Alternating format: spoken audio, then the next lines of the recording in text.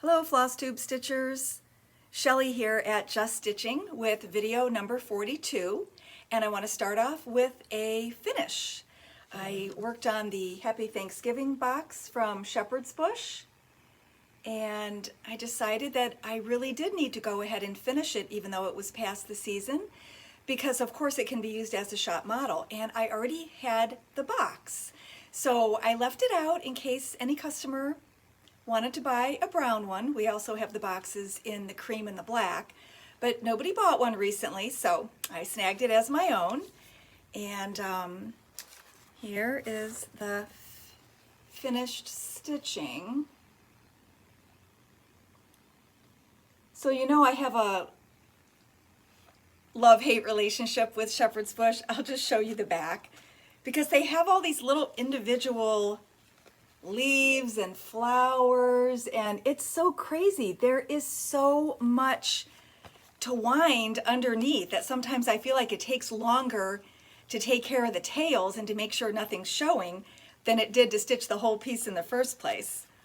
So this is the box, and it's just a little jewelry box that opens, and the instructions from the gals at Shepherd's Bush is to remove the backing and then remove the piece of glass and trace over it on your stitching and cut it out exactly to fit the box top.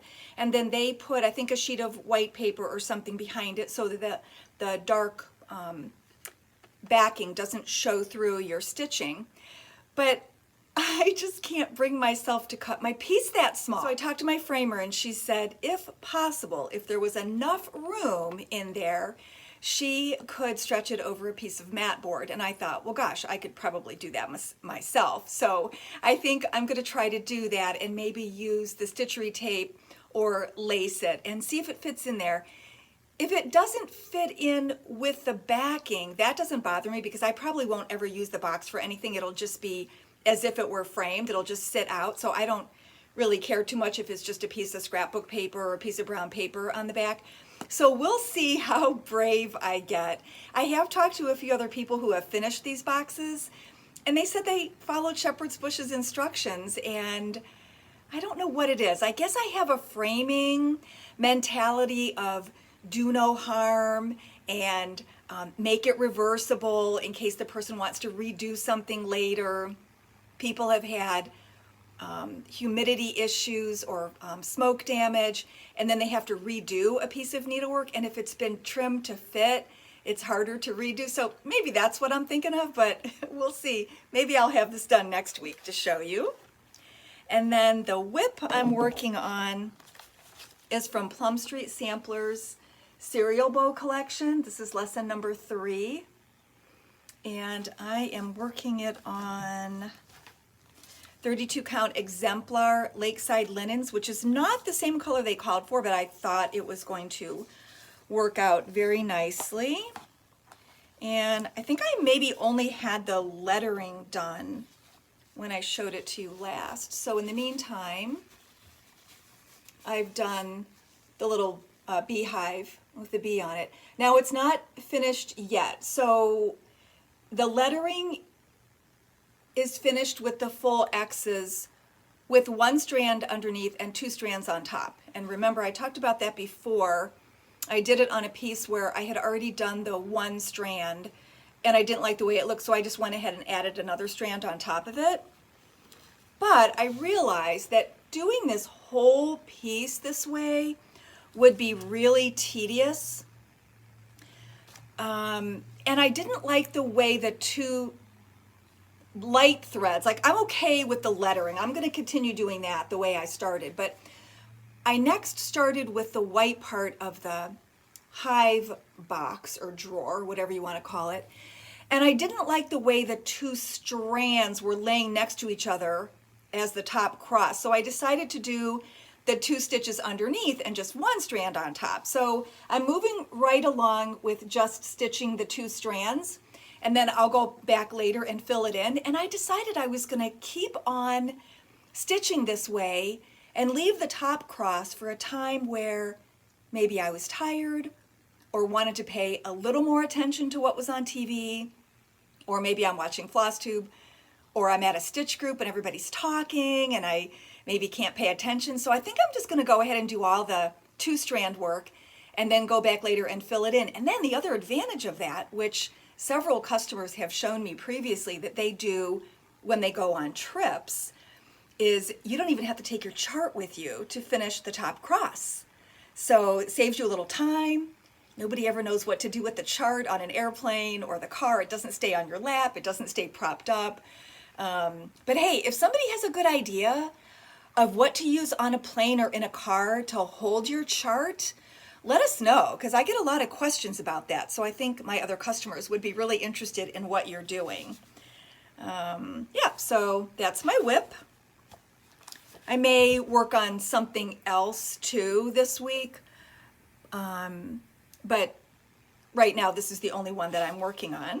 But I'm going to show you some things from the vault, as they say. One of the new charts that came out recently from Prairie Schooler through Hoffman Distributing is Barn Cats. And I was so happy to see that.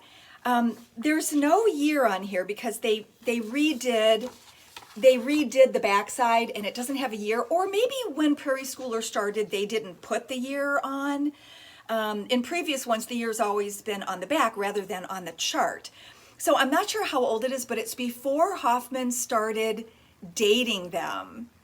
So it goes back to the 90s or maybe the late 80s, because it's an item number with only 4 digits instead of like the 99 dash number. So I don't really know. It's pretty old, and I was really glad they came out with it again. I have 2 of the pieces done in my guest room, which is decorated with cats and dogs. And I didn't do this little guy here. I don't know why. I should have, because they make a really nice grouping. I'm wondering if I thought he had a scary face, but I don't even mind the mouse on it. One of my girlfriends the other day said, I don't think I could stitch that because I don't like the idea of the mouse or even the fish in the mouth. And I'm like, well, both of our houses have been in front of woods, so we've had mice. Sorry, that's life. So I don't really mind that he has a mouse. So I think now that it's back out again, it makes me want to stitch this 3rd one. Then I can actually use these as shop models now. Okay, stop talking, Shelly. Show them your pieces. All right, so here's the little guy with the fish in his mouth. And this was, I think, 18 count Floba. If that was available in 18, it's one of those rustic looking colors. And it was an easy stitch because look at all the open area there. So he's so cute. And then the other one is just kind of resting. And this is done on the suggested Putty Khaki Davos, that's 18 count.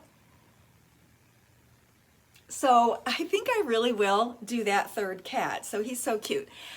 I wanted to talk a little bit about the Prairie Schooler charts because I feel like in the past couple years, I'm distracted by the snow. In the past couple years since they retired, but they're still doing the Prairie Schooler Santa, and Hoffman has been authorized to reproduce their older patterns, I've seen a lot of chatter on social media about how to tell if something is an original or a copy. And so I grabbed, oops, I thought I grabbed it. Sorry, maybe I'll show it at the end.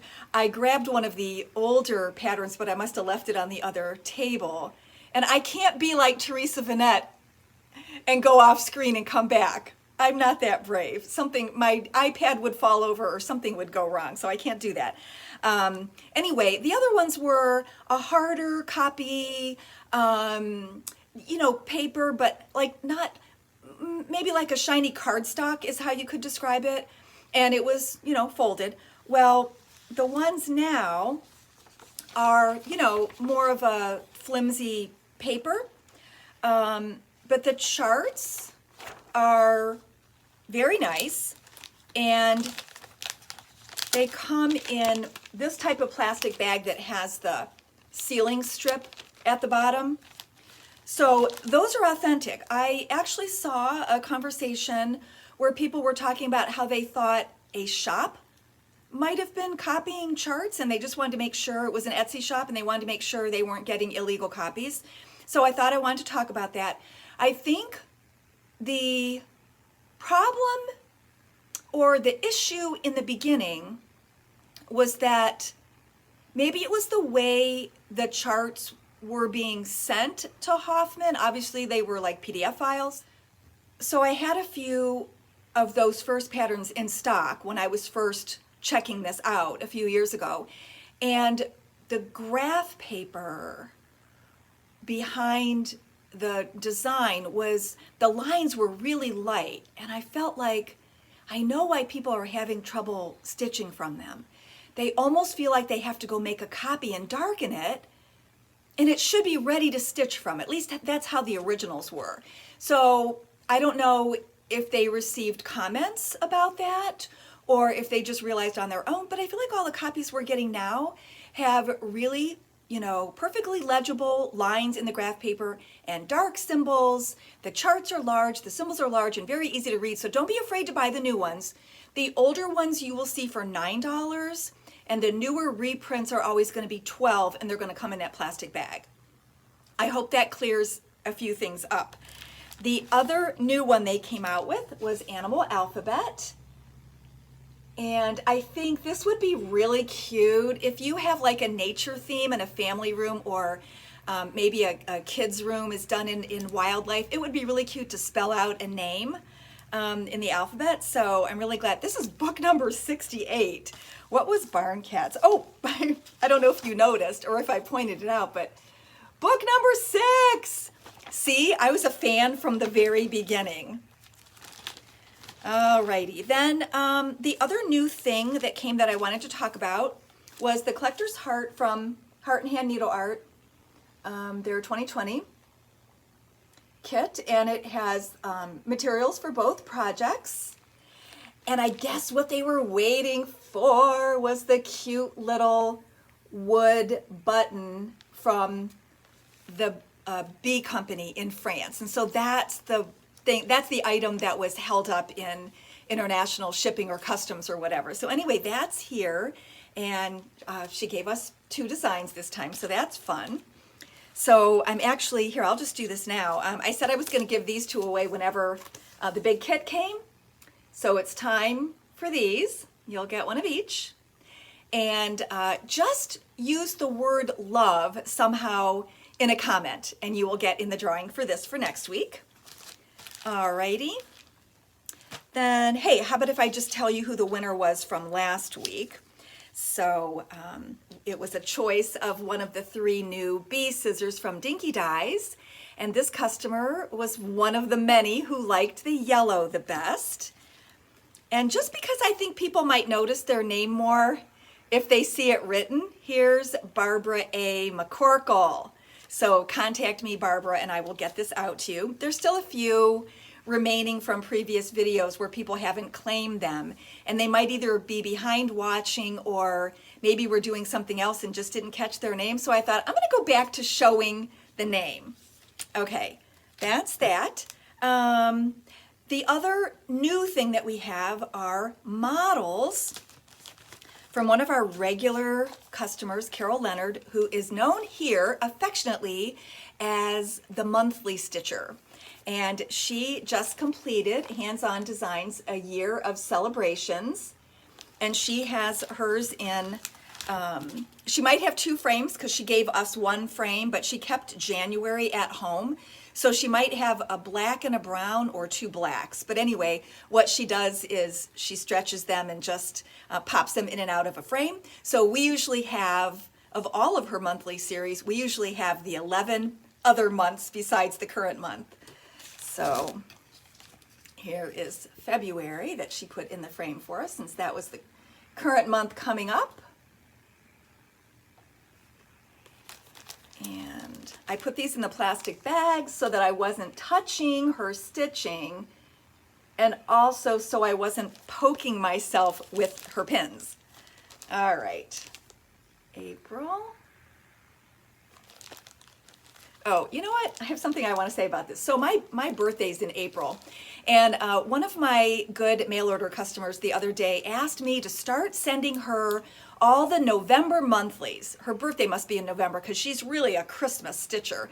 So she asked me to send her all the Novembers in a big piece of fabric, and she's gonna just put them randomly on this piece of fabric to celebrate that month. And we were talking about how some months don't work as well for that. And I said, well, April always has something to do with rain. And I feel like that's kind of sad or dreary for my month to have all these rain clouds and umbrellas and little ducks walking through puddles or something like that. The other thing is Easter is often in April, so then I get all the Easter stuff. So I probably will never do that for the month of April, but I thought it was a really cool idea. And one of our customers did a lot of, because I don't know what year she ended, but it must have been 10 years worth of Heart and Hand, either the yearly heart kits or other of her heart designs, and she did that on one big piece of fabric, and I think she gave it to one of her daughters. So maybe I'll have to ask her to get a picture of that so I can show you, because it was a really cool idea. Has anyone ever thought of doing that for your birth month? Anyway, I thought that was cool. So that's April.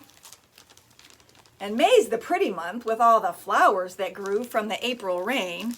I was supposed to be born in May, but I was early. There's June. And July is another month that's tough for people because they say that it's always patriotic, and they don't always necessarily. They want it to be more summery rather than always patriotic. There's August. I've actually made the suggestion to people before that they change some of the motifs, or do the June one and change something out and just write July on it if that's all you're doing. September also, if you don't have kids or you're not a teacher, that can also be a tough one. But you don't have to do every single month of a series. You can choose which months are your favorites. Sometimes people only pick October, November, and December for the holidays. That's cute. Oh, that had the pilgrim, and this has the oh, here they are, the feet of the elves. I thought that was a cute way of doing it. So that's that. I think that was all I wanted to talk about. Yeah, so we're good to go. Wanted to remind you that I'm doing Freebie February, so I won't be doing my normal Facebook and Instagram post for the month of February. I'm going to try to post each day what I worked on that's a free chart, and I'm going to try for most of them to be something that you can easily download, because I don't think I want to send paper charts out to 1,000 people. So I'm going to try to make it easier for you to get. We're going to be gone for 8 days on a mission trip, so I think I might double up ahead of time and show you 2 days at a time, and I might show some free charts that are already finished. Kind of cheating a little bit, but I came up with Freebie February, so I can do what I want, right? And then I might double up when I come back. So that's just a little bit of news for the future. And thanks for watching. I really appreciate everybody commenting. Whether you want to win the door prize or not, people just write the loveliest things, and I appreciate it. I haven't answered last week's yet, but I will soon. And have a great week. Stay dry, stay warm. Bye-bye.